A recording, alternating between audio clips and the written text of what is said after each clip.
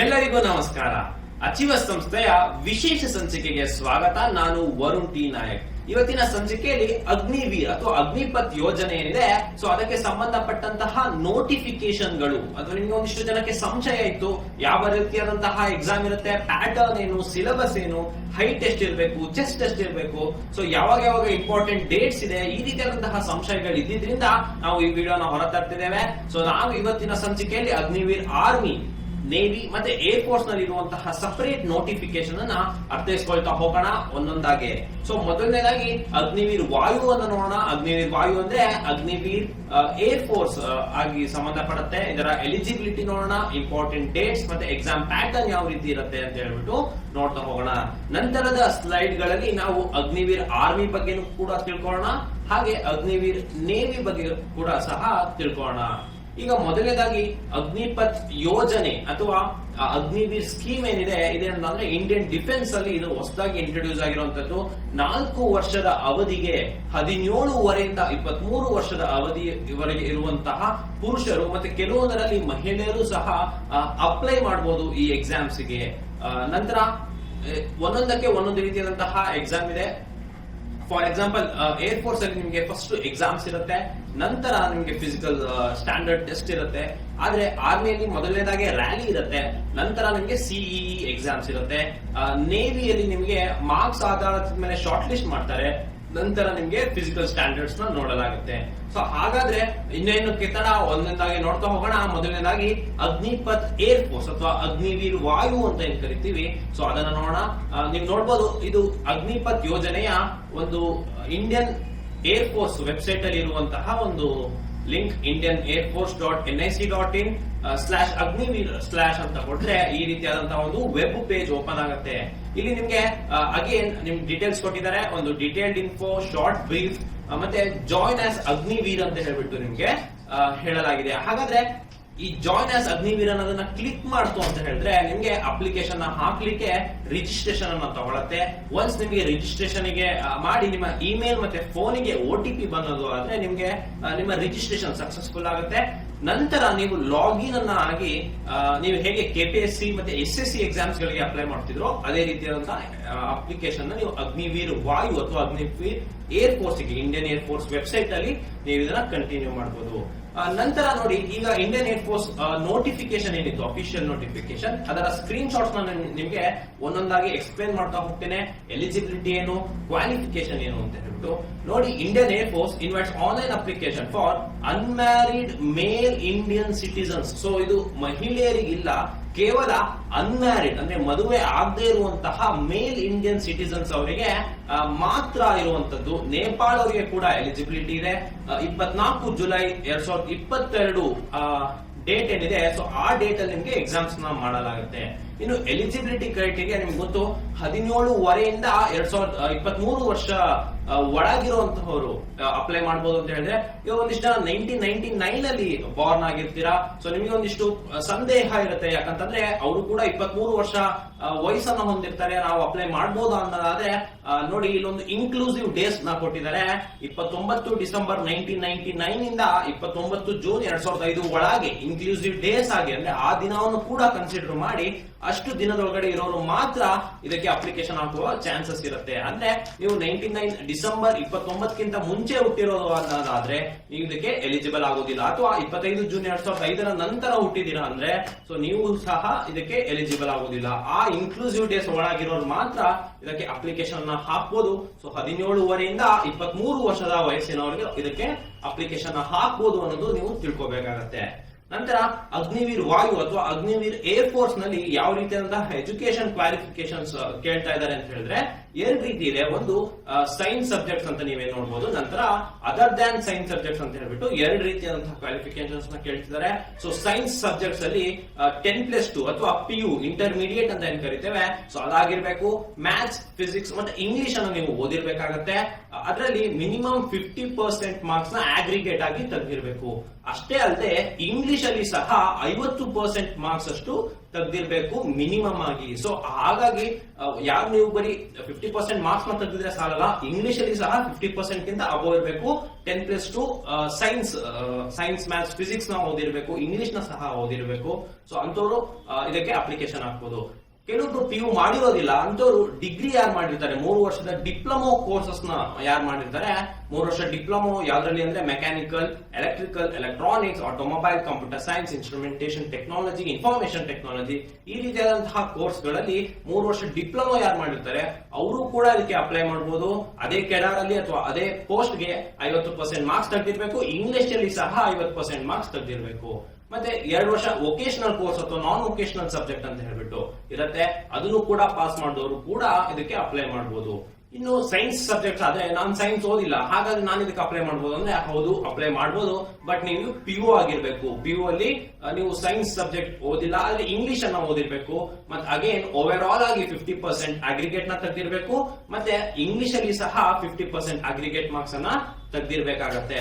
So ನೀವು ಇಲ್ಲಿ ಗಮನಿಸಬಹುದು ಏನು ಅಂತ ಹೇಳಿದ್ರೆ 10+2 ಆಗಿರ್ಲೇಬೇಕು. ಅಂದ್ರೆ 10th ಮೇಲೆ ಇರೋರು ಇಂಡಿಯನ್ ಏರ್ ಫೋರ್ಸ್ ಅಥವಾ ಅಗ್ನಿವೀರ್ ವಾಯುಗೆ ಅಪ್ಲೈ 10th ಮೇಲೆ ಅಪ್ಲೈ ಮಾಡ್ಲಿಕ್ಕೆ ಬರುದಿಲ್ಲ.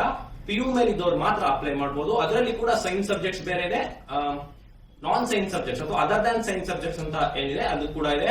ಮತ್ತೆ ತುಂಬಾ ಪ್ರಮುಖವಾಗಿದ್ದು 50% ಮಾರ್ಕ್ಸ್ ತೆಗೆದಿರ್ಲೇಬೇಕು. ಇಂಗ್ಲಿಷ್ ಅಲ್ಲಿ ಸಹ 50 ಮಾರ್ಕ್ಸ್ ಗಿಂತ ಜಾಸ್ತಿಯನ್ನ ತೆಗೆದಿರ್ಬೇಕು ಅನ್ನೋದು ಇದರಲ್ಲಿ ಗಮನದಲ್ಲಿರ್ಲಿ. ಈಗ ಮುಂದೆ ಹೈಟ್, ಚೆಸ್ಟ್, ವೇಟ್ ಈ ರೀತಿಯಾದ ಇದು ಕೇವಲ ಪುರುಷರಿಗೆ ಇರೋದ್ರಿಂದ ಅಗ್ನಿವೀರ್ ವಾಯು ಕೇವಲ ಅನ್ಮ್ಯಾರಿಡ್ ಮೇಲ್ ಸಿಟಿಸನ್ಸ್ ಅಷ್ಟೇ ಇರೋದ್ರಿಂದ ಸೊ ಒಂದು ಮೆಡಿಕಲ್ ಸ್ಟ್ಯಾಂಡರ್ಡ್ಸ್ ನ ಕೊಟ್ಟಿದ್ದಾರೆ. ಮತ್ತೆ ಇನ್ನೊಂದು ನೀವು ವಿಷಯವನ್ನ ಗಮನಿಸಬೇಕು ಅನ್ನೋದಾದ್ರೆ ಈಗ 49.99% ಬಂದವರು ಹಾಕ್ಬೋದಾ ಅಂದ್ರೆ ಹಾಕಕ್ಕಾಗಲ್ಲ. ಯಾಕಂದ್ರೆ ಇಂಡಿಯನ್ ಏರ್ ಫೋರ್ಸ್ ಅಲ್ಲಿ ಅದನ್ನ 49% ಅಂತ ಕನ್ಸಿಡರ್ ಮಾಡ್ತಾರೆ ಹೊರತು ರೌಂಡ್ ಆಫ್ 50% ಮಾಡೋದಿಲ್ಲ. ಸೊ ಹಾಗಾಗಿ 50% ಗಿಂತ ಅದಕ್ಕಿಂತ ಮೇಲಿದ್ದವರು ಮಾತ್ರ ಇದಕ್ಕೆ ಅಪ್ಲೈ ಮಾಡಲು 50% ಮತ್ತು ಅದಕ್ಕಿಂತ ಮೇಲಿದ್ದವರು ಮಾತ್ರ ಅಪ್ಲೈ ಮಾಡಲು ಸಾಧ್ಯ ಆಗಿರುತ್ತೆ. ಇನ್ನು ಮೆಡಿಕಲ್ ಸ್ಟ್ಯಾಂಡರ್ಡ್ಸ್ ಯಾವ ರೀತಿ ಇದೆ ಅಂತ ಹೇಳ್ಬಿಟ್ಟು ನೋಡೋಣ. ಹೈಟ್ ಪುರುಷರಿಗೆ ಇಂಡಿಯನ್ ಏರ್ ಫೋರ್ಸ್ ಅಥವಾ ಅಗ್ನಿವೀರ್ ವಾಯುವಲ್ಲಿ ಇದ್ದವರಿಗೆ 152.5 ಸೆಂಟಿಮೀಟರ್ ಅಷ್ಟು ಉದ್ದ ಇರಬೇಕಾಗತ್ತೆ. Chest minimum range of expansion ಅಲ್ಲಿ ಇದ್ರು 5 ಸೆಂಟಿಮೀಟರ್ ಅಷ್ಟು ಬರಬೇಕಾಗತ್ತೆ. Weight proportional of height and age ಅಂತ ಹೇಳ್ಬಿಟ್ಟು ಹೇಳ್ತಾರೆ. ಅಂದ್ರೆ ಒಂದು ಚಾರ್ಟ್ ಬರುತ್ತೆ, ಇಷ್ಟು ನೀವು ಹೈಟ್ ಇದ್ದೀರಾ ಅಂದ್ರೆ ಇಷ್ಟು ನೀವು ವೇಟ್ ಇರಬೇಕು. ಸೊ ನಿಮ್ ಬಾಡಿ ಮಾಸ್ ಇಂಡೆಕ್ಸ್ ನಿಮ್ಮ ಬೆಟರ್ ಆಗಿರ್ಬೇಕು ಅಂತ ಹೇಳ್ಬಿಟ್ಟು ಹೇಳ್ತಾರೆ. ಸೊ ಅದರ ಪ್ರಪೋರ್ಷನಲ್ ಅಲ್ಲಿ ಆಗಿರ್ಬೇಕು ಅಂತ ಹೇಳ್ತಿದ್ದಾರೆ. ಇನ್ನು corneal surgery, hearing, dental, so ಇದಕ್ಕೆಲ್ಲದಕ್ಕೂ ಒಂದು ಸೂಕ್ತವಾದಂತಹ ಒಂದು ಮಾನದಂಡ ಇದೆ. ಫಾರ್ ಎಕ್ಸಾಂಪಲ್ ಡೆಂಟಲ್ ಆದ್ರೆ ನಿಮ್ಮ ಗಮ್ಸ್, ನಮ್ಮ ಹಲ್ಲನ್ನ ಜೋಡಣೆ ಮಾಡ್ತಿರುವಂತಹ ಗಮ್ಸ್ ಏನಿದೆ ಸೊ ಅದು ಹೆಲ್ದಿ ಆಗಿರ್ಬೇಕು. ಮಿನಿಮಮ್ 14 ಡೆಂಟಲ್ ಪಾಯಿಂಟ್ಸ್ ನಿಮಗೆ ಇರಬೇಕಾಗತ್ತೆ. ಇನ್ನು ಹಿಯರಿಂಗ್ ಕೂಡ ನಾರ್ಮಲ್ ಹಿಯರಿಂಗ್ ಇರಬೇಕು. ಫೋರ್ಸ್ಡ್ ವಿಸ್ಪರ್ ನಿಮಗೆ 6 ಮೀಟರ್ ಡಿಸ್ಟೆನ್ಸ್ ಒಳಗೆ ಕೇಳಬೇಕಾಗುತ್ತೆ. ಇನ್ನು ಕಾರ್ನಿಯಲ್ ಸರ್ಜರಿ ಅಕ್ಸೆಪ್ಟ್ ಮಾಡೋದಿಲ್ಲ, ಇಸ್ ನಾಟ್ ಅಕ್ಸೆಪ್ಟಬಲ್ ಅಂತ ಕೊಟ್ಟಿದ್ದಾರೆ. ಇನ್ನು visual requirements Indian air force standards ಗೆ ಇರುವಂತಹ ಒಂದು ಏನ್ ಸ್ಟ್ಯಾಂಡರ್ಡ್ಸ್ ಇರುತ್ತೆ ಸೊ ಅದಕ್ಕೆ ಸಂಬಂಧಪಟ್ಟಂಗೆ ನಿಮ್ಗೆ ವಿಜುವಲ್ ರಿಕ್ವೈರ್ಮೆಂಟ್ ಇರುತ್ತೆ. ಸೊ ಈ ರೀತಿಯಾದಂತಹ ವಿಚಾರಗಳು ನಿಮ್ಗೆ ತಿಳಿದಿರಲಿ. 152.5 ಸೆಂಟಿಮೀಟರ್ ಉದ್ದ ಇರಬೇಕು. Minimum range of expansion 5 centimetre chest ಇರಬೇಕು. ವೇಟ್ ಅದರ ಪ್ರಪೋರ್ಷನಲ್ ಆಗಿ ಇರಬೇಕು. ಸರ್ಜರಿ ಕಾರ್ನಿಯಲ್ ಸರ್ಜರಿ ಆಗಿದ್ದವ್ರನ್ನ ಅಕ್ಸೆಪ್ಟ್ ಮಾಡೋದಿಲ್ಲ. ಸೊ ಇದು ನಿಮ್ಗೆ ತಿಳಿದಿರಲಿ ಅಂತ ಹೇಳ್ತಾ ಮುಂದೆ ನೋಡೋಣ. ನೀವು ಡ್ರಗ್ಸ್ ನ ಕನ್ಸಂಪ್ಷನ್ ಮಾಡಬಾರ್ದು. ಬಾಡಿ ಟ್ಯಾಟೂ, ಪರ್ಮನೆಂಟ್ ಬಾಡಿ ಟ್ಯಾಟೂನ ಪರ್ಮಿಟ್ ಮಾಡುವುದಿಲ್ಲ. ಆದ್ರೆ ನೀವು ಅದಕ್ಕೆ ಸೂಕ್ತವಾದಂತಹ ಏನಾದ್ರೂ ನಿಮ್ಮ ರಿಲಿಜನ್ ಅಥವಾ ಯಾವ್ದಾದ್ರು ಸಂಬಂಧಪಟ್ಟಿತ್ತು ಅನ್ನೋದಾದ್ರೆ ನೀವು ಅದಕ್ಕೆ 2 ಫೋಟೋ ಕೂಡ ಸಬ್ಮಿಟ್ ಮಾಡ್ಬೇಕಾಗತ್ತೆ. ಮತ್ತೆ ಒಂದು ಸರ್ಟಿಫಿಕೇಟ್ ನ ಕೂಡ ಪ್ರೊವೈಡ್ ಮಾಡ್ಬೇಕಾಗತ್ತೆ ಇಂಡಿಯನ್ ಏರ್ ಫೋರ್ಸ್ ಗೆ. ಸೊ ಈ ರೀತಿಯಾದಂತಹ ವಿಚಾರಗಳು ನಿಮ್ಗೆ ತಿಳಿದಿರ್ಲಿ. ಇದೆಲ್ಲ ನಿಮ್ಗೆ ಎಲಿಜಿಬಿಲಿಟಿ ಕ್ರೈಟೀರಿಯಾ ಆಗಿರುತ್ತೆ ಅಗ್ನಿವೀರ್ ವಾಯುಗೆ ನೀವು ಅಪ್ಲೈ ಮಾಡ್ಬೇಕಾದ್ರೆ. ಇನ್ನು ಹಾಗಾದ್ರೆ ಈಗ ಘಟ್ಟಕ್ಕೆ ಬಂದೀವಿ. ಯಾವ ರೀತಿ ಅಂದ್ರೆ ಯಾವ ಟೈಮ್ ಲೈನ್ ಇದೆ ಅಂತ ಹೇಳಿದ್ರೆ 24 ಜೂನ್ ಇಂದ 5 ಜುಲೈ ಅಂದ್ರೆ 5th ಜುಲೈ ಸಂಜೆ 5 ಗಂಟೆ ವೇಳೆಗೆ ನೀವು ಅಪ್ಲಿಕೇಶನ್ ನ ತುಂಬಬೇಕಾಗತ್ತೆ. ಸೊ ಮತ್ತೆ ಹಾಗಾದ್ರೆ ಎಕ್ಸಾಮ್ ಯಾವಾಗಿಂದ ಸ್ಟಾರ್ಟ್ ಆಗುತ್ತೆ ಅಂದ್ರೆ ಆನ್ಲೈನ್ ಎಕ್ಸಾಮ್ಸ್ ಇರುತ್ತೆ 24 ಜುಲೈ ಇಂದ ಮುಂದೆ ನಿಮಗೆ ಆನ್ಲೈನ್ ಎಕ್ಸಾಮ್ಸ್ ಇರುತ್ತೆ. ಸೊ ನಿಮ್ಗೆ 5 ಜುಲೈ ಅಂತ ಹೇಳಿದ್ರೆ ಸೊ ಇನ್ನು ಕೇವಲ ಕಡಿಮೆ ದಿವಸಗಳಿದೆ. ಸೊ ಹಾಗಾಗಿ ಮುಂಚೆನೆ ಅಪ್ಲೈ ಮಾಡಬಹುದು. ಸೊ ಯಾರ್ಯಾರು ಅಪ್ಲೈ ಮಾಡಬಹುದು ಅಂತ ಹೇಳಿದ್ದೇನೆ. 10+2 ಸೈನ್ಸ್ ಆಗಿರೋರು ಅಥವಾ ಅದರ್ ದನ್ ಸೈನ್ಸ್ ಆಗಿರೋರು, 50% ಅಗ್ರಿಗೇಟ್ ಇದ್ದವರು, ಹೈಟ್, ಚೆಸ್ಟ್. ಸೊ ಇದೆಲ್ಲ ನೀವು ಗಮನದಲ್ಲಿ ಇಟ್ಕೊಂಡು 5ನೇ ಜುಲೈ ಸಂಜೆ 5 ಗಂಟೆ ಒಳಗಾಗಿ ನೀವು ಇಂಡಿಯನ್ ಏರ್ ಫೋರ್ಸ್ ವೆಬ್ಸೈಟ್ ಅಲ್ಲಿ ಆನ್ಲೈನ್ ಅಪ್ಲಿಕೇಶನ್ ನ ತುಂಬಬೇಕಾಗತ್ತೆ. ನಂತರ ಈ ಆನ್ಲೈನ್ ರಿಜಿಸ್ಟ್ರೇಷನ್ ಪ್ರೋಸೆಸ್ ಅಲ್ಲಿ ನಿಮಗೆ ಏನೇನ್ ಬೇಕಾಗುತ್ತೆ ಅಂತ ನಾನು ನಿಮ್ಗೆ ಹೇಳಿದೆ. 24 ಜೂನ್ 10 ಗಂಟೆಗೆ ಸ್ಟಾರ್ಟ್ ಆಗಿತ್ತು ಅಂತ ಹೇಳಿದ್ರೆ, ನಂತರ 5 ಜುಲೈ ಸಂಜೆ 5 ಗಂಟೆಗೆ ನಿಮ್ಗೆ ಅಪ್ಲಿಕೇಶನ್ ಕ್ಲೋಸ್ ಆಗುತ್ತೆ. ಇನ್ನು 10ನೇ ಕ್ಲಾಸ್ ಮಾರ್ಕ್ಸ್ ಕಾರ್ಡ್ ನ ಅಪ್ಲೋಡ್ ಮಾಡಬೇಕು, ಇಂಟರ್ಮೀಡಿಯೇಟ್ ಅಥವಾ 10+2 ಅಥವಾ PU ಮಾರ್ಕ್ಸ್ ಕಾರ್ಡ್ ಏನ್ ಹೇಳ್ತೀವಿ ಅದನ್ನ ಅಪ್ಲೋಡ್ ಮಾಡಬೇಕು. ಡಿಪ್ಲೊಮಾ ಮಾಡಿದವರು ಡಿಪ್ಲೊಮಾ ಸರ್ಟಿಫಿಕೇಟ್, ಹಾಗೆ photo, signature, left hand thumb impression, parents signature, ಹಾಗೆ ಎಕ್ಸಾಮ್ ಡಿಪ್ಲೊಮಾ ಇದ್ದವರು ಕೂಡ ಅದರ ಮಾರ್ಕ್ಸ್ ಶೀಟ್ ಅನ್ನು ಅಪ್ಲೈ ಮಾಡಬೇಕು. ಮತ್ತೆ ನಾ ಹೇಳಿದಲ್ಲ 50% ಮಾರ್ಕ್ಸ್ ನ ಮಿನಿಮಮ್ ತೆಗೆದಿರ್ಬೇಕು, ಇಂಗ್ಲಿಷ್ ಅಲ್ಲಿ ಸಹ, ಅಗ್ರಿಗೇಟ್ ಆಗಿ ಸಹ. ಸೊ ಇದು ನೆನಪಲ್ಲಿರ್ಲಿ. ಹಾಗಾದ್ರೆ ಅಪ್ಲಿಕೇಶನ್ ಫೀಸ್ ಎಷ್ಟು ಅಗ್ನಿವೀರ್ ವಾಯು ಅಥವಾ ಇಂಡಿಯನ್ ಏರ್ ಫೋರ್ಸ್ ಅಗ್ನಿವೀರ್ ಅವರಿಗೆ ಅಂತ ಹೇಳಿದ್ರೆ 250 ರೂಪಾಯಿ ಇರುತ್ತೆ ಎಕ್ಸಾಮಿನೇಷನ್ ಫೀಸ್. ಇದು ನಿಮಗೆ ತಿಳಿದಿರ್ಲಿ. ಇದನ್ನ ನೀವು ಚಲನ್ ಪೇಮೆಂಟ್ ಮುಖಾಂತರ ಕೂಡ ಆಕ್ಸಿಸ್ ಬ್ಯಾಂಕ್ ಬ್ರಾಂಚ್ ಅಲ್ಲಿ ಪೇ ಮಾಡಬಹುದು ಅನ್ನೋದು ನಿಮ್ಗೆ ತಿಳಿದಿರ್ಲಿ ಅಂತ ಹೇಳ್ತಾ, ಇದು ಆನ್ಲೈನ್ ರಿಜಿಸ್ಟ್ರೇಷನ್ ಪ್ರೋಸೆಸ್ ಅಗ್ನಿವೀರ್ ವಾಯುಗೆ ಏರ್ ಫೋರ್ಸ್ ಬಗ್ಗೆನೇ ಮಾತಾಡ್ತಾ ಇದೀವಿ ಇದುವರೆಗೂ. ಸೊ ತಿಳಿದಿರ್ಲಿ. ಇನ್ನು ಇದರ ಟರ್ಮಿನಲ್ ಬೆನಿಫಿಟ್ಸ್ ಏನೇನು, ಸೇವಾ ನಿಧಿ ಪ್ಯಾಕೇಜ್ ಏನಿರುತ್ತೆ ಅಗ್ನಿವೀರ್ ಕೆಡೆಟ್ಸ್ ಗೆ ಅಥವಾ ಅಗ್ನಿವೀರ್ ಹೋದವ್ರಿಗೆ ರಿಕ್ರೂಟ್ಮೆಂಟ್ ಆದವ್ರಿಗೆ ಅಂತ ಹೇಳಿದ್ರೆ, ಮೊದಲನೇ ವರ್ಷದಲ್ಲಿ ಕಸ್ಟಮೈಸ್ಡ್ ಪ್ಯಾಕೇಜ್ 30,000 ಇರುತ್ತೆ, 2ನೇ ಇಯರ್ 33, 3ನೇ ಇಯರ್ 36, 4ನೇ ಇಯರ್ 40,000ವರೆಗೆ ನಿಮಗೆ ಒಂದು ಮಂತ್ಲಿ ಕಾಂಟ್ರಿಬ್ಯೂಷನ್ ಇರುತ್ತೆ.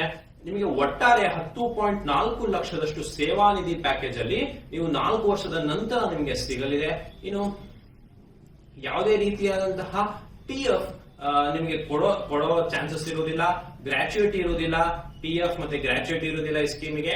ಜಸ್ಟ್ ನಿಮಗೆ ಉಳಿಸಿದಂತಹ ನಿಮಗೆ ಬಂದಂತಹ ಸ್ಯಾಲರಿಯಲ್ಲಿ ಏನ್ ಕಟ್ ಮಾಡ್ತಾರೆ, ಸೊ ಅದನ್ನು ನಿಮಗೆ 10 ಲಕ್ಷ ಅಷ್ಟು ಅಮೌಂಟ್ ಅನ್ನು ನಿಮಗೆ ಸೇವಾ ನಿಧಿ ಪ್ಯಾಕೇಜ್ ಅಲ್ಲಿ ಕೊಡಲಾಗುತ್ತೆ. ನಂತರ ನೀವು ಅಕಸ್ಮಾತ್ ಡೆತ್ ಆದ್ರೆ ಅಥವಾ ನಿಮ್ಮ ಇನ್ಶೂರೆನ್ಸ್ ಎಲ್ಲಿ ಮಟ್ಟಿಗೆ ಕ್ಲೇಮ್ ಮಾಡಬಹುದು ಅಂದ್ರೆ 48 ಲಕ್ಷದವರೆಗೆ ನಿಮ್ಮ ಇನ್ಶೂರೆನ್ಸ್ ಕವರ್ ನ ಕೊಡುತ್ತೆ ಅಂತ ಹೇಳ್ಬಿಟ್ಟು ನೀವು ತಿಳ್ಕೊಬೇಕಾಗುತ್ತೆ. ಆಮೇಲೆ ಅಗ್ನಿವೀರ್ ಮಾಡಿದವರಿಗೆ ಅಗ್ನಿವೀರ್ ಸ್ಕಿಲ್ ಸರ್ಟಿಫಿಕೇಟ್ ಅನ್ನು ನೀಡಲಾಗುತ್ತೆ. ಅಗ್ನಿವೀರ್ ಸ್ಕಿಲ್ ಸರ್ಟಿಫಿಕೇಟ್ ನಿಂದ ನಿಮಗೆ ಮತ್ತೆ ಸುಮಾರು ಗವರ್ಮೆಂಟ್ ನಿಮಗೆ ರಿಸರ್ವೇಶನ್ ಅನ್ನು ಅನೌನ್ಸ್ ಮಾಡಿದೆ ಅಗ್ನಿವೀರ್ ಸ್ಕೀಮ್ ನ ಬಂದಂತವ್ರು ಅಂತ ಹೇಳ್ಬಿಟ್ಟು. ಇದನ್ನ ತಿಳಿದಿರಲಿ. ಈ ರೀತಿಯಾದಂತಹ ಟರ್ಮಿನಲ್ ಬೆನಿಫಿಟ್ಸ್ ನಿಮಗೆ ಅಗ್ನಿವೀರ್ ಸ್ಕೀಮ್ ನಲ್ಲಿ ಇರುತ್ತೆ. ಇನ್ನು ಯಾವ ರೀತಿಯಾದಂತಹ ಎಕ್ಸಾಮ್ಸ್ ಪ್ಯಾಟರ್ನ್ ಏನು ಅಗ್ನಿವೀರ್ ವಾಯುಗೆ, ಈಗ ನಮಗೆ ಎಲಿಜಿಬಿಲಿಟಿ ಏನಂತ ಗೊತ್ತಾಗಿದೆ, ಯಾವಾಗ ಲಾಸ್ಟ್ ಡೇಟ್ ಅಪ್ಲೈ ಮಾಡ್ಲಿಕ್ಕೆ ಗೊತ್ತಾಗಿದೆ, ಅಪ್ಲೈ ಮಾಡಿದೀವಿ. ಹಾಗಾದ್ರೆ ಹೇಗೆ ತಯಾರಿ ನಡೆಸಬೇಕು ಅಂದ್ರೆ ಯಾವ ರೀತಿಯಾದಂತಹ ಎಕ್ಸಾಮ್ ಪ್ಯಾಟರ್ನ್ ಇರುತ್ತೆ ಅನ್ನೋದಾದ್ರೆ, ಸೊ ಮೊದಲನೇ ಹಂತ 3 ಹಂತದಲ್ಲಿ ಅಗ್ನಿವೀರ್ ವಾಯು ಎಕ್ಸಾಮ್ಸ್ ಆಗತ್ತೆ. ಮೊದಲನೇ ಅಂತ ಫೇಸ್ 1 ಅಂತ ಕರಿತೀವಿ. ಸೊ ಫೇಸ್ 1 ಆನ್ಲೈನ್ ಟೆಸ್ಟ್ ಇರುತ್ತೆ. ಸೊ ಆನ್ಲೈನ್ ಟೆಸ್ಟ್ ಅಲ್ಲಿ ಸೈನ್ಸ್ ಸಬ್ಜೆಕ್ಟ್ಸ್ ಗೆ ಒಂದು separate exam, other than science subjects ಗೆ ಒಂದು ಸಪರೇಟ್ ಎಕ್ಸಾಮ್, ಅಥವಾ ನಾನು ಸೈನ್ಸ್ ಸಬ್ಜೆಕ್ಟ್ ಬರೀತೀನಿ ಅದರ್ ದ್ಯಾನ್ ಸೈನ್ಸ್ ಸಬ್ಜೆಕ್ಟ್ ಬರೀತೀನಿ ಅಂತ ಅನ್ನೋರಿಗೆ ಬೇರೆ ರೀತಿಯಾದಂತಹ ಎಕ್ಸಾಮ್ಸ್ ಇರುತ್ತೆ. ಸೊ ಸೈನ್ಸ್ ಸಬ್ಜೆಕ್ಟ್ಸ್ ಇದ್ದವರಿಗೆ 60 ನಿಮಿಷಗಳ ಕಾಲಾವಕಾಶ ಎಕ್ಸಾಮ್ಸ್ ಇರುತ್ತೆ, ಆನ್ಲೈನ್ ಎಕ್ಸಾಮ್ಸ್ ಇರುತ್ತೆ. ಇಂಗ್ಲಿಷ್, ಫಿಸಿಕ್ಸ್ ಮತ್ತೆ ಮ್ಯಾಥಮ್ಯಾಟಿಕ್ಸ್ ನ 10+2 CBSE ಸಿಲೆಬಸ್ ಆಧಾರದ ಮೇಲೆ ಕೊಡಲಾಗುತ್ತೆ. ಅದರ್ ದನ್ ಸೈನ್ಸ್ ಸಬ್ಜೆಕ್ಟ್ಸ್ ಇದ್ದವರಿಗೆ 45 ನಿಮಿಷಗಳ ಎಕ್ಸಾಮ್ಸ್ ನಲ್ಲಿ ಇಂಗ್ಲಿಷ್ ಮತ್ತೆ ಜನರಲ್ ಅವೇರ್ನೆಸ್, ರೀಸನಿಂಗ್, ರಾಗ ಅಂತ ಕರಿತೀವಿ, ರೀಸನಿಂಗ್ ಅಂಡ್ ಜನರಲ್ ಅವೇರ್ನೆಸ್ ಅಂತ. ಸೊ ಅದು 10+2 CBSE ಸಿಲೆಬಸ್ ಬೇಸಿಸ್ ಮೇಲೆ ಕೊಡಲಾಗುತ್ತೆ. ಹಾಗಾದ್ರೆ ಸೈನ್ಸ್ ಸಬ್ಜೆಕ್ಟ್ಸ್ ಮತ್ತೆ ಅದರ್ ದ್ಯಾನ್ ಸೈನ್ಸ್ ಸಬ್ಜೆಕ್ಟ್ಸ್ ಎರಡೂ ಪ್ರೊಫೈಲ್ ಗೆ ನಾನು ಬರೀತೇನೆ ಎಕ್ಸಾಮ್ಸ್ ಅನ್ನೋದಾದ್ರೆ, ಅಂತವರಿಗೆ 85 ನಿಮಿಷಗಳ ಅವಕಾಶದಲ್ಲಿ ಇಂಗ್ಲಿಷ್, ಫಿಸಿಕ್ಸ್, ಮ್ಯಾಥ್ಸ್ ಮತ್ತೆ ರೀಸನಿಂಗ್ ಅಂಡ್ ಜನರಲ್ ಅವೇರ್ನೆಸ್ ಅಷ್ಟನ್ನು 10+2 CBSE ಸಿಲೆಬಸ್ ಆಧಾರದ ಮೇಲೆ ನಿಮ್ಗೆ ಕೊಡಲಾಗುತ್ತೆ. ಇನ್ನು ಈ ರೀತಿಯ ಎಕ್ಸಾಮ್ಸ್ ಗಳಿಗೆ ನಿಮಗೆ 1 ಮಾರ್ಕ್ಸ್ ಒಂದು ಎಕ್ಸಾಮ್ಸ್ ಒಂದು ಕ್ವೆಶನ್ ಇದ್ರೆ ನೀವು ಅಟೆಂಪ್ಟ್ ಮಾಡಲಿಲ್ಲ ಅಂದ್ರೆ ನಿಮ್ಗೆ ಮಾರ್ಕ್ಸ್ ಡಿಡಕ್ಟ್ ಆಗೋದಿಲ್ಲ. ಆದ್ರೆ ನೀವು ತಪ್ಪಾದ ಆನ್ಸರ್ ಅನ್ನು ನೀವು ಕೊಟ್ಟಿರಿ ಅಂತ ಹೇಳಿದ್ರೆ ನಿಮಗೆ 0.25 ನೆಗೆಟಿವ್ ಮಾರ್ಕಿಂಗ್ ಆಗತ್ತೆ, ಅದು ತಿಳಿದಿರ್ಲಿ. ಮತ್ತೆ ಈಚ್ ಪೇಪರ್ ನೀವು science subjects, other than science subjects ಮತ್ತೆ ಎರಡು ಒಟ್ಟಿಗೆ ಬರೆಯೋದ್ರಿಂದ ನೀವು ಈಚ್ ಪೇಪರ್ ಅಲ್ಲಿ ಕೂಡ ಕ್ವಾಲಿಫೈ ಆಗ್ಬೇಕಾಗತ್ತೆ, ನೀವು ಆ ಪ್ರೊಫೈಲ್ ಗೆ ಹೋಗ್ಬೇಕನ್ನೋದಾದ್ರೆ. ಸೊ ಇದು ನಿಮ್ಗೆ ತಿಳಿದಿರ್ಲಿ ಯಾವ ರೀತಿಯಾದಂತಹ ಮೊದಲನೇ ಹಂತದಲ್ಲಿ ಎಕ್ಸಾಮ್ ಆಗುತ್ತೆ ಅಂತ. ಆನ್ಲೈನ್ ಟೆಸ್ಟ್ ಇರುತ್ತೆ, 3 ರೀತಿಯಾದಂತಹ ಎಕ್ಸಾಮ್ಸ್ ಇರುತ್ತೆ. ಸೈನ್ಸ್ ಸಬ್ಜೆಕ್ಟ್ಸ್ ಬರೀ ಸೈನ್ಸ್ ಸಬ್ಜೆಕ್ಟ್ಸ್ ನ ತಗೊಂಡವರಿಗೆ 60 ನಿಮಿಷದ್ದು exam, other than science subject ತಗೊಂಡವರಿಗೆ 45 ನಿಮಿಷದ ಎಕ್ಸಾಮ್, ಎರಡನ್ನೂ ತಗೊಂಡವರಿಗೆ 85 ನಿಮಿಷದ ಎಕ್ಸಾಮ್ಸ್ ಇರುತ್ತೆ ಅನ್ನೋದು ನಿಮಗೆ ತಿಳಿದಿರಲಿ. ಸಿಲೆಬಸ್ ಅನ್ನ ನಿಮಗೆ ಮುಂದಿನ ಸ್ಲೈಡ್ ಗಳಲ್ಲಿ ತೋರಿಸ್ತೇನೆ. ಇನ್ನು ಫೇಸ್ 2 ಅಲ್ಲಿ ಅಥವಾ 2ನೇ ಹಂತದಲ್ಲಿ ನಿಮಗೆ ಡಾಕ್ಯುಮೆಂಟ್ ವೆರಿಫಿಕೇಶನ್ ಮತ್ತೆ ಫಿಸಿಕಲ್ ಫಿಟ್ನೆಸ್ ಟೆಸ್ಟ್ ಆಗುತ್ತೆ. ಸೊ ನೀವು ನಿಮ್ಗೆ ಒಂದು ಹೊಸ ಅಡ್ಮಿಟ್ ಕಾರ್ಡ್ ಅನ್ನು ನೀಡಲಾಗುತ್ತೆ, ಯಾರ್ಯಾರು ಶಾರ್ಟ್ ಲಿಸ್ಟ್ ಆಗಿರ್ತಾರೆ ಆ ಕ್ಯಾಂಡಿಡೇಟ್ಸ್ ಗೆ. ಸೊ ಅದನ್ನ ತಗೊಂಡು ಮತ್ತೆ ಒರಿಜಿನಲ್ ಮತ್ತೆ 4 ಸೆಲ್ಫ್ ಅಟೆಸ್ಟೆಡ್ ಫೋಟೋ ಕಾಪೀಸ್ ನ ತಗೊಂಡು ನೀವು ಸೆಂಟರ್ ಗೆ ಹೋಗ್ಬೇಕಾಗತ್ತೆ ನೀವು ಡಾಕ್ಯುಮೆಂಟ್ ವೆರಿಫಿಕೇಶನ್ ಗೆ. ನಂತರ ಫಿಸಿಕಲ್ ಫಿಟ್ನೆಸ್ ಟೆಸ್ಟ್ ಅಲ್ಲಿ ನಿಮ್ಗೆ ಅಡಾಪ್ಟಬಿಲಿಟಿ ಟೆಸ್ಟ್ 1, ಅಡಾಪ್ಟಬಿಲಿಟಿ ಟೆಸ್ಟ್ 2 ಈ ರೀತಿಯಾದಂತಹ 2 ಟೆಸ್ಟ್ ಗಳಿರುತ್ತೆ. ಸೊ ನೀವು ಸ್ಪೋರ್ಟ್ಸ್ ಶೂಸ್ ಮತ್ತೆ ಟ್ರ್ಯಾಕ್ ಪ್ಯಾಂಟ್ಸ್ ನಲ್ಲಿ ಬರಬೇಕಾಗತ್ತೆ. ಜನರಲ್ ಆಗಿ 6 ನಿಮಿಷ 30 ಸೆಕೆಂಡ್ಗಳಲ್ಲಿ 1.6 ಕಿಲೋಮೀಟರ್ ನ ಓಡಬೇಕಾಗಿರುತ್ತೆ. 10 ಪುಷಪ್, 10 ಸಿಟಪ್, 20 ಸ್ಕ್ವಾಟ್ ಅನ್ನ ಮಾಡಬೇಕಾಗತ್ತೆ. ಯಾಕಂದ್ರೆ ಇದು ಕೇವಲ ಪುರುಷರಿಗೆ ಇರೋದ್ರಿಂದ ಇದನ್ನ ಸೀಮಿತವಾಗಿ ಇಟ್ಟಿದ್ದಾರೆ. ನಂತರ 3ನೇ ಹಂತ ಅಥವಾ ಥರ್ಡ್ ಫೇಸ್ ನಲ್ಲಿ ನಿಮಗೆ ಮೆಡಿಕಲ್ ಎಕ್ಸಾಮಿನೇಷನ್ ಆಗುತ್ತೆ. ನಿಮ್ಗೆ ಯೂರಿನ್ ಟೆಸ್ಟ್ ಆಗಿರ್ಬೋದು, ಎಕ್ಸ್ರೇ, ಇಸಿಜಿ ಈ ರೀತಿಯಾದಂತಹ ಒಂದು ಸಂಪೂರ್ಣ ಮೆಡಿಕಲ್ ಫಿಟ್ನೆಸ್ ಟೆಸ್ಟ್ ಅನ್ನ ಮಾಡಲಾಗುತ್ತೆ. ಸೊ ಇದರಲ್ಲಿ ಕೂಡ ಪಾಸ್ ಆದವ್ರಿಗೆ ನಿಮ್ಗೆ ಎಕ್ಸಾಮ್ಸ್ ಗೆ ಶಾರ್ಟ್ ಲಿಸ್ಟ್ ಮಾಡ್ತಾರೆ ಅಥವಾ ಆಲ್ ಇಂಡಿಯಾ ರ್ಯಾಂಕಿಂಗ್ ಅಥವಾ ಏನಂತ ಹೇಳ್ತಾರೆ ಒಂದು ಫೈನಲ್ ಲಿಸ್ಟ್ ಗೆ ಕೈ ತರಲಾಗುತ್ತೆ. ಹಾಗಾದ್ರೆ ಅಗ್ನಿವೀರ್ ವಾಯು ಮೊದಲನೇ ಹಂತದ ಎಕ್ಸಾಮ್ಸ್ ಗೆ ಸಿಲೆಬಸ್ ಏನು ನೋಡೋಣ. ಇದು ಕೂಡ ನಾವು ವೆಬ್ಸೈಟ್ ಅಲ್ಲೇ ಇಂಡಿಯನ್ ಏರ್ ಫೋರ್ಸ್ ವೆಬ್ಸೈಟ್ ಅಲ್ಲೇ ತೆಗೆದುಕೊಂಡಂತಹ ಸಿಲೆಬಸ್ ಆಗಿದೆ. ನೀವು ನೋಡಬಹುದು ಫಿಸಿಕ್ಸ್ ಇದೆ. ಈಗ ಸೈನ್ಸ್ ಸಬ್ಜೆಕ್ಟ್ಸ್ ಅನ್ನೋರಿಗೆ ಫಿಸಿಕ್ಸ್, ಇಂಗ್ಲಿಷ್, ಮ್ಯಾಥಮ್ಯಾಟಿಕ್ಸ್ ಇರುತ್ತೆ. 60 ನಿಮಿಷಗಳ ಕಾಲಾವಕಾಶ ಇರುತ್ತೆ. ಸಿಲೆಬಸ್ ಏನೇನಿದೆ ನೋಡಿ, ಇದು ಫಿಸಿಕ್ಸ್ ಸಿಲೆಬಸ್ ಜನರಲ್ ಆಗಿ 10+2 PU ಸಿಲೆಬಸ್. ನೀವು ಸಿಇಟಿ, ನೀಟ್ ಎಲ್ಲ ಏನ್ ಬರೀತೀರಾ, ಜೆಇ ಆ ರೀತಿಯಾದಂತಹ ಸಿಲೆಬಸ್ ಇದೆ. ಬಟ್ ನೀವು ಇದನ್ನ ಫೋಕಸ್ ಮಾಡಿ ಓದ್ಬೇಕಾದ್ರೆ ಇದಿಷ್ಟು ಕಾನ್ಸೆಪ್ಟ್ಸ್ ನ. ಇದು ಫಿಸಿಕ್ಸ್ ಗಾದ್ರೆ, ಇದು ಮ್ಯಾಥಮ್ಯಾಟಿಕ್ಸ್ ಗೆ ನೀವು ಸೆಟ್ಸ್, ರಿಲೇಷನ್ ಫಂಕ್ಷನ್ಸ್ ಇಂದ ಹಿಡಿದು ಸ್ಟ್ಯಾಟಿಸ್ಟಿಕ್ಸ್, ಪ್ರೊಬ್ಯಾಬಿಲಿಟಿ, ಇಂಟಿಗ್ರಲ್ ಕ್ಯಾಲ್ಕುಲಸ್ ಇದೆಲ್ಲದನ್ನ ನೀವು ಓದ್ಕೋಬೇಕಾಗತ್ತೆ. ನಂತರ ಇಂಗ್ಲಿಷ್ಗೆ ಈ ರೀತಿಯಾದಂತಹ ಒಂದು ಎಕ್ಸಾಮ್ಸ್ ಪ್ಯಾಟರ್ನ್ ಇರುತ್ತೆ. ಒಂದು ನಿಮಗೆ ಪ್ಯಾಸೇಜ್ ಅನ್ನು ಕೊಡಲಾಗುತ್ತೆ, ಒಂದು verbs, form of verbs, sequence of tenses. So ಈ ರೀತಿಯಾದಂತಹ ಗ್ರಾಮರ್ 1, ಗ್ರಾಮರ್ 2 ಅಂತ ಹೇಳ್ಬಿಟ್ಟು ಡಿವೈಡ್ ಮಾಡಿದ್ದಾರೆ. ಸೊ ಅದಕ್ಕೆ ಸೂಕ್ತವಾದಂತಹ ಕ್ವಶನ್ಸ್ ಅನ್ನ ನಿಮಗೆ ಇಂಗ್ಲಿಷ್ ಅಲ್ಲಿ ನೀಡಲಾಗುತ್ತೆ. ನಂತರ ವೊಕ್ಯಾಬ್ಯುಲರಿ ಅನ್ನು ಟೆಸ್ಟ್ ಮಾಡ್ತಾರೆ ಬೈ ಸಿನೋನಿಮ್ ಮತ್ತೆ ಆಂಟೋನಿಮ್ಸ್ ಗಳಿಂದ, ಮತ್ತೆ one word substitution, spelling questions ಮತ್ತೆ ಇಡಿಯಮ್ಸ್ ನ ನಿಮಗೆ ಅರ್ಥವನ್ನ ಹೇಳೋ ರೀತಿ ಕ್ವಶನ್ಸ್ ನ ನೀಡಲಾಗುತ್ತೆ. ಇದನ್ನ ನಿಮ್ಗೆ ಇಂಗ್ಲಿಷ್ ಅಲ್ಲಿ ನಿಮ್ಗೆ ಕೇಳಲಾಗತ್ತೆ. ನಂತರ ಈಗ ಸೈನ್ಸ್ ಸಬ್ಜೆಕ್ಟ್ಸ್ ಅವರು ಇದನ್ನ ಬರೀಬೇಕಾಗತ್ತೆ. ಅದರ್ ದನ್ ಸೈನ್ಸ್ ಸಬ್ಜೆಕ್ಟ್ಸ್ ಅವರು ರಾಗ ಅಂತ ಹೇಳಿ ರೀಸನಿಂಗ್ ಅಂಡ್ ಜನರಲ್ ಅವೇರ್ನೆಸ್ ಅಂತ ಕರಿತೀವಿ. ಸೊ ರೀಸನಿಂಗ್ ಗೆ ಸಿಲೆಬಸ್ ಇಲ್ಲಿದೆ ನೋಡಿ. ನ್ಯೂಮರಿಕಲ್ ಸೀರೀಸ್, ಡಿಸ್ಟೆನ್ಸ್ ಮತ್ತೆ direction, number, ranking, time sequence test, coding, decoding, analogy, non verbal reasoning, ಹಾಗೆ ನಂಬರ್ ಪಜಲ್. ಈ ರೀತಿಯಾದಂತಹ ಇಂಪಾರ್ಟೆಂಟ್ ಕಾನ್ಸೆಪ್ಟ್ಸ್ ಏನಿದೆ ರೀಸನಿಂಗ್ ಅಲ್ಲಿ ಅದರ ಮೇಲೆ ನಿಮಗೆ ಪ್ರಶ್ನೆಯನ್ನ ಮಾಡಲಾಗುತ್ತೆ. ನಂತರ ಮ್ಯಾಥಮೆಟಿಕ್ಸ್ ಕೂಡ ಇರುತ್ತೆ ರೀಸನಿಂಗ್ ಅಂಡ್ ಜನರಲ್ ಅವೇರ್ನೆಸ್ ಅಲ್ಲಿ. ನಂತರ ಜನರಲ್ ನಾಲೆಜ್ ಮತ್ತೆ ಕರೆಂಟ್ ಅಫೇರ್ಸ್ ಅಲ್ಲಿ ನಿಮಗೆ science, civics, geography, history, current affairs ಅಥವಾ current events, basic computer operations ಅನ್ನೋದು ಕೂಡ ನಿಮಗೆ ಜನರಲ್ ಅವೇರ್ನೆಸ್ ಅಲ್ಲಿ ಕವರ್ ಆಗುತ್ತೆ. ಇನ್ನು science subjects, other than science subjects ತಗೊಂಡಿರೋರು ಎರಡನ್ನ ಕೂಡ ಬರಿಬೇಕಾಗತ್ತೆ ಓವರ್ ಆಲ್ ಆಗಿ 85 ಮಿನಿಟ್ಸ್ ಟೆಸ್ಟ್ ಅಲ್ಲಿ. ಸೊ ಇಷ್ಟು ಸಿಲೆಬಸ್ ನ ಓದಿ ನೀವು ಫಸ್ಟ್ ಹಂತವನ್ನ ಪಾಸ್ ಮಾಡಿದ್ರೆ, ಎರಡನೇ ಹಂತದಲ್ಲಿ ಡಾಕ್ಯುಮೆಂಟ್ ವೆರಿಫಿಕೇಶನ್ ಮತ್ತೆ ಫಿಸಿಕಲ್ ಫಿಟ್ನೆಸ್ ಟೆಸ್ಟ್ ಇರುತ್ತೆ. 3ನೇ ಹಂತದಲ್ಲಿ ನಿಮಗೆ ಮೆಡಿಕಲ್ ಎಕ್ಸಾಮಿನೇಷನ್ ಇರುತ್ತೆ. ಸೊ ಈ 3 ಹಂತದಲ್ಲಿ ನೀವು ಪಾಸ್ ಆದ್ರಿ ಅಂತಂದ್ರೆ ನೀವು ಅಗ್ನಿವೀರ್ ವಾಯು ಆಗ್ಲಿಕ್ಕೆ ಸಂಪೂರ್ಣ ಅರ್ಹತೆಯನ್ನು ಹೊಂದಿರ್ತೀರಾ ಅಂತ ಹೇಳ್ಬಿಟ್ಟು ಹೇಳ್ತಾ, ಈಗ ಅಗ್ನಿವೀರ್ ಆರ್ಮಿ ಅಥವಾ ಸುಮಾರು ಜನಕ್ಕೆ ಇದರ ಮೇಲೆ ಒಂದಿಷ್ಟು ಆಸಕ್ತಿ ಜಾಸ್ತಿ ಇರುತ್ತೆ. ಸೊ ಅಗ್ನಿವೀರ್ ಆರ್ಮಿ ಅಥವಾ ಆರ್ಮಿಯಲ್ಲಿ ಇರುವಂತಹ ಅಗ್ನಿವೀರ್ಸ್ ಏನಿದ್ದಾರೆ ಅದರ ಎಕ್ಸಾಮ್ ಯಾವ ರೀತಿ ಇರುತ್ತೆ, ಸಿಲೆಬಸ್ ಯಾವ ರೀತಿ ಇರುತ್ತೆ ಅನ್ನೋದು ನೋಡ್ತಾ ಹೋಗೋಣ. ಮೊದಲನೇದಾಗಿ ಯಾವ ರೀತಿಯಾದಂತಹ ಹುದ್ದೆ ಇದೆ ಅಂತ ಹೇಳ್ಬಿಟ್ಟು, ಅಂದ್ರೆ ಯಾವ ರೀತಿಯಾದಂತಹ ಪ್ರೊಫೈಲ್ಸ್ ಗಳಿದೆ ಅಂದ್ರೆ, ಮೊದಲನೇದು ಅಗ್ನಿವೀರ್ ಜನರಲ್ ಡ್ಯೂಟಿ ಅಂತ ಹೇಳ್ಬಿಟ್ಟು ಇದು 10th ಪಾಸ್ ಆಗಿದ್ರೆ ಸಾಕು.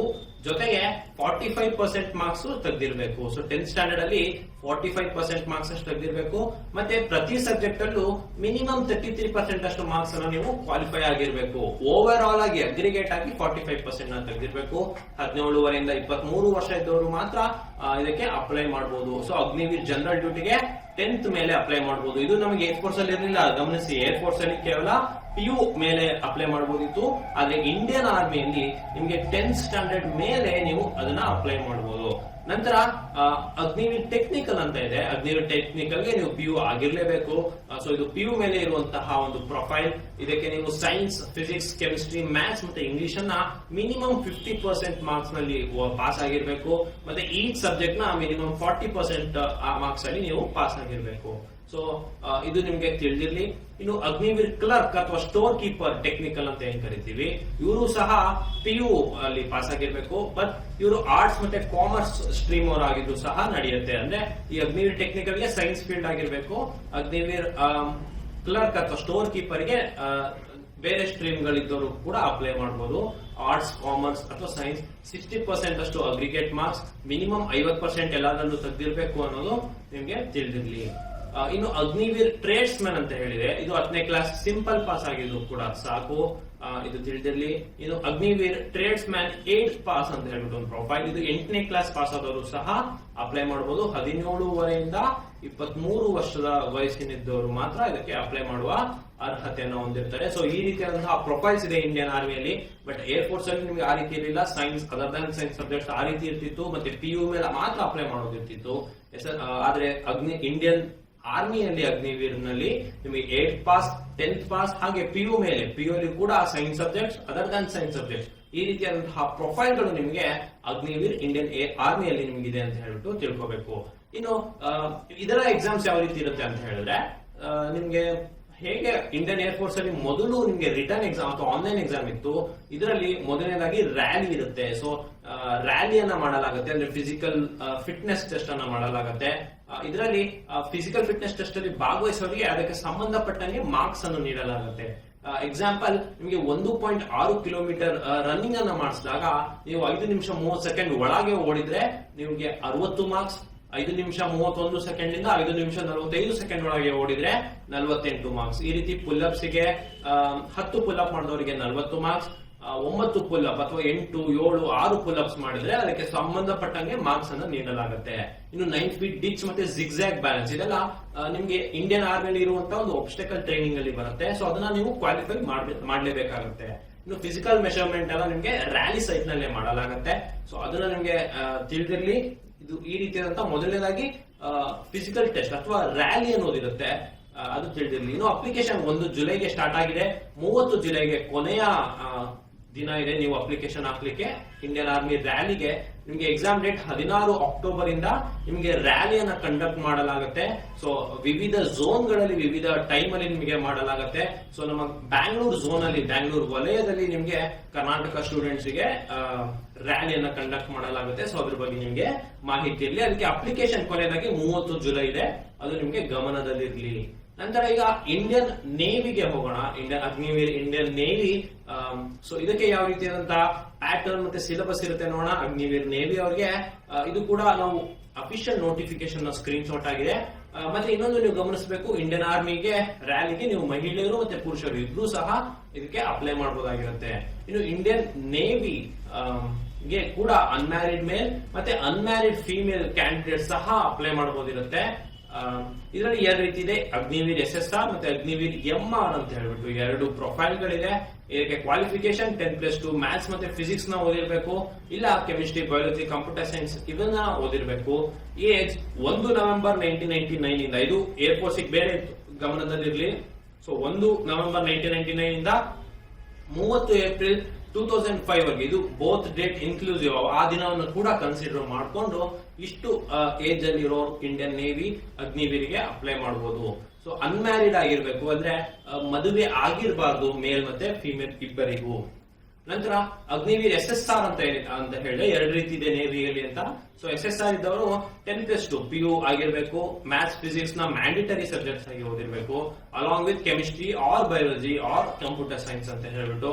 ಸೊ ಇವರು 17 to 5 ಇಂದ 21 ಇಯರ್ಸ್ ವರೆಗೆ ಇರಬೇಕು.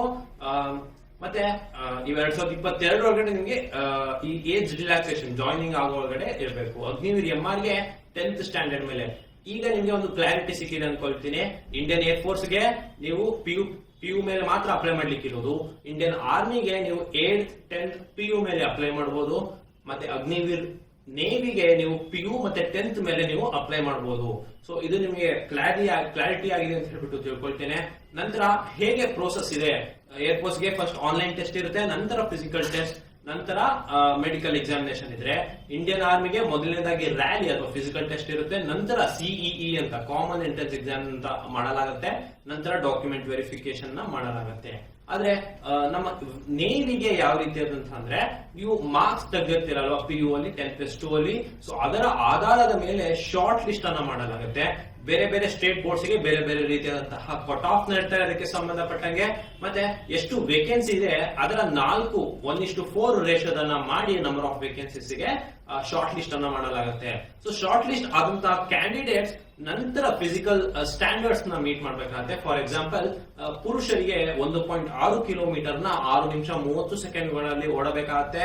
ಸ್ಕ್ವಾಟ್ 20, ಪುಷಪ್ಸ್ 12, ಬೆಂಟ್ ನೀ ಸಿಟಪ್ಸ್ ಕೂಡ ಪುರುಷರಿಗೆ ಇರುವುದಿಲ್ಲ ಅದು. ಬಟ್ ಫಿಮೇಲ್ಸ್ ಗೆ ಅಥವಾ ಮಹಿಳೆಯರಿಗೆ 8 ನಿಮಿಷ ಕಾಲಾವಕಾಶ ಇರುತ್ತೆ 1.6 ಕಿಲೋಮೀಟರ್ ನ ಓಡ್ಲಿಕ್ಕೆ. ಸ್ಕ್ವಾಟ್ಸ್ 15 ಮಾಡಬೇಕು, ಅವರಿಗೆ ಪುಷಪ್ ಇರೋದಿಲ್ಲ. ಇನ್ಸ್ಟೆಡ್ ಬೆಂಟ್ ನೀ ಸಿಟಪ್ಸ್ ಇರುತ್ತೆ, ಅದು 10 ಇರುತ್ತೆ. ಸೊ ಇದನ್ನ ನೀವು ತಿಳಿದಿರ್ಲಿ. ಸೊ SSR ಮತ್ತೆ MR ಅಂತ 2 ರೀತಿಯಾದಂತಹ ಪೋಸ್ಟ್ ಗಳಿರುತ್ತೆ. ಸೊ ಕಟ್ ಆಫ್ ಮೇಲೆ ಆಧಾರಿತದ ಮೇಲೆ ನಿಮ್ಗೆ ಸ್ಟೇಟ್ ಟು ಸ್ಟೇಟ್ ಆಧಾರದ ಮೇಲೆ ನಿಮಗೆ ಶಾರ್ಟ್ ಲಿಸ್ಟ್ ಅನ್ನ ಮಾಡಿ ಫಿಸಿಕಲ್ ಸ್ಟ್ಯಾಂಡರ್ಡ್ ಟೆಸ್ಟ್ ಅನ್ನ ಮಾಡ್ತಾರೆ. ನಂತರ ಮೆಡಿಕಲ್ ಮಾಡಿ ಡಾಕ್ಯುಮೆಂಟ್ ವೆರಿಫಿಕೇಶನ್ ಮಾಡಿ ಸೆಲೆಕ್ಟ್ ಮಾಡ್ಕೊಳ್ತಾರೆ. ಇದು ನಿಮ್ಮ ಸೆಲೆಕ್ಷನ್ ಪ್ರೋಸೆಸ್ ಆಗಿರುತ್ತೆ ಇಂಡಿಯನ್ ನೇವಿಗೆ. ಹಾಗಾದ್ರೆ ಡೇಟ್ಸ್, ಇಂಪಾರ್ಟೆಂಟ್ ಡೇಟ್ಸ್ ಯಾವ್ದು ಅಂತ ಇನ್ನೊಮ್ಮೆ ನಿಮಗೆ ಏರ್ ಫೋರ್ಸ್ ಮತ್ತೆ ಆರ್ಮಿ ಹೇಳ್ಬಿಡ್ತೇನೆ. ಇಂಡಿಯನ್ ಏರ್ ಫೋರ್ಸ್ ಗೆ 24 ಜೂನ್ ಇಂದ 5 ಜುಲೈವರೆಗೆ, 5 ಜುಲೈ ಸಂಜೆ 5 ಗಂಟೆವರೆಗೆ ಇರುತ್ತೆ. ಇಂಡಿಯನ್ ಆರ್ಮಿಗೆ 1 ಜುಲೈಯಿಂದ 30 ಜುಲೈ ಒಳಗಡೆ ಅಪ್ಲೈ ಮಾಡೋದಿರುತ್ತೆ. ಬಟ್ ಇಲ್ಲಿ ನೇವಿಗೆ ನೋಡಿ, ಇಂಡಿಯನ್ ನೇವಿಗೆ 15 ಜುಲೈಯಿಂದ 22 ಜುಲೈ ಒಳಗಾಗಿ ಮಾತ್ರ ನೀವು ಅಪ್ಲೈ ಮಾಡ್ಬೇಕಾಗುತ್ತೆ. ಸೊ ಕೇವಲ ಒಂದು 7 ದಿನಗಳ ಕಾಲಾವಕಾಶ ಕೊಟ್ಟಿದ್ದಾರೆ ಇಂಡಿಯನ್ ನೇವಿಗೆ ಅಪ್ಲೈ ಮಾಡುವಂತವ್ರು. ಸೊ ಹಾಗಾಗಿ ಇದಕ್ಕೆ 60 ರೂಪಾಯಿ ಫೀಸ್ ಪ್ಲಸ್ GST ಫೀಸ್ ಇರುತ್ತೆ. ಸೊ ಇದಕ್ಕೆ ನಿಮ್ಗೆ ತಿಳಿದಿರ್ಲಿ ಅಂತ ಹೇಳ್ಬಿಟ್ಟು ಹೇಳ್ತಾ, ಇದೇ ರೀತಿಯಾದ ನಿಮ್ಗೆ ಅಗ್ನಿವೀರ್ ಬಗ್ಗೆ ಒಂದಿಷ್ಟು ಮಾಹಿತಿ ಸಿಕ್ತು ಅಂತ ಹೇಳ್ಬಿಟ್ಟು ಭಾವಿಸ್ತೇನೆ. ಸೊ ಇನ್ನೂ ಹೆಚ್ಚಿನ ಮಾಹಿತಿ ಸಿಲೆಬಸ್ಸಿಗಾಗಿರ್ಬೋದು, ಯಾವ ರೀತಿಯಾದಂತಹ ಪ್ರಿಪರೇಷನ್ ಸ್ಟ್ರಾಟಜಿಯನ್ನ ಮಾಡಬೇಕು, ಸೊ ನಿಮಗೆ ಸಂದೇಹಗಳೆಲ್ಲ ಕ್ಲಿಯರ್ ಆಯ್ತು ಅಂತ ಭಾವಿಸ್ತಾ, ಇದೇ ರೀತಿಯಾದಂತಹ ಕಂಟೆಂಟ್ಗೆ ನೀವು ಅಚೀವರ್ಸ್ ಅಕಾಡೆಮಿ ಯೂಟ್ಯೂಬ್ ಚಾನಲ್ ಅನ್ನು ಸಬ್ಸ್ಕ್ರೈಬ್ ಮಾಡಬೇಕು. ಇನ್ನು ಹೆಚ್ಚಿನ ಮಾಹಿತಿ ಬೇಕಿದ್ದಲ್ಲಿ ನೀವು ಅಚೀವರ್ಸ್ ಸಂಸ್ಥೆಗೆ ಭೇಟಿ ನೀಡಬೇಕು. ಹೊಸ ಬ್ಯಾಚ್ ಗಳು ಪ್ರಾರಂಭವಾಗ್ತಾ ಇದೆ. PGCET ಸ್ಟೇಟ್ ಬ್ಯಾಚ್ ಅಥವಾ central batch, CET NEET long term. So ಈ ರೀತಿಯಾದಂತಹ ಬ್ಯಾಚ್ ಗಳು ಕೂಡ ನಮಗೆ ಅಚೀವರ್ಸ್ ಸಂಸ್ಥೆಯಲ್ಲಿ ಲಭ್ಯವಿದೆ. ಸೊ ಅದರ ಮಾಹಿತಿಗೆ ಅಚೀವರ್ಸ್ ಸಂಸ್ಥೆಗೆ ಭೇಟಿ ನೀಡಿ ಅಂತ ಹೇಳ್ತಾ, ಇದೇ ರೀತಿಯಾದಂತಹ ಕಂಟೆಂಟ್ಗೆ ನಮ್ಮನ್ನ ಫಾಲೋ ಮಾಡಿ, ಟೆಲಿಗ್ರಾಮ್ ಮತ್ತೆ ವಾಟ್ಸ್ಆಪ್ ಗ್ರೂಪ್ಗಳಿಗೆ ಜಾಯ್ನ್ ಆಗಿ ಅಂತ ಹೇಳ್ತಾ ಧನ್ಯವಾದಗಳು.